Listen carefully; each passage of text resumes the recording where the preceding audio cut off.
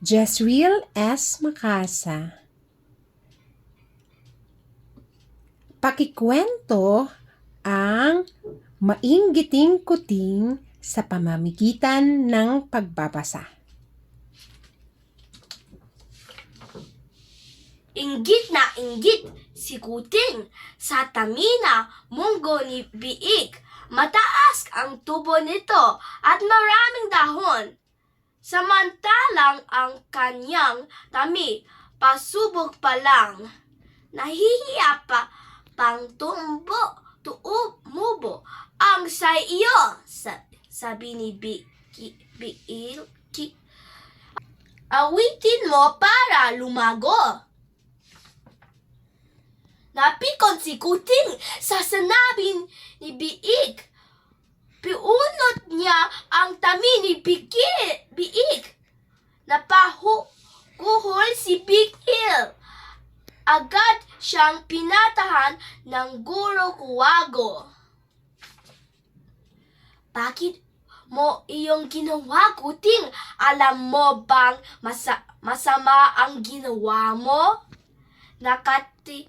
Nakatigin si kuting sa sahagi. Nainggit po ako sa kanyang tami. Magpapaumahin ka sa kaniya, paraw ng guro. Wala nang tigil na ang ibig ni biik. Pininaom siya ng tubig ng mga kaibigan. Lumapit si kuting at nagsabi, "Pasensya ka na, nagkamali ako." Isang araw sa field trip, kumawaga ng kastilyong buhaging ang bawat isa sa klase. Napansin ni kuting ang napakatayong at napakahusay sa pagkakagawa ng kastilyo ni Guya. "Pasali naman," sabi ni kuting. "Matapos na ito," sagot ni Guya. "Kumawagan ka ng iyong." Sinipa ni kuting ang isang tor ng kastilyong buhaging. Isang saglit pa.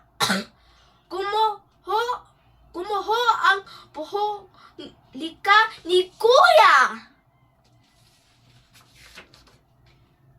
Masising kinausap ni Pagong at Matsing ang alaga. "Magpapaumahin naman ako," katwiran ni kuting. Hindi sapat ang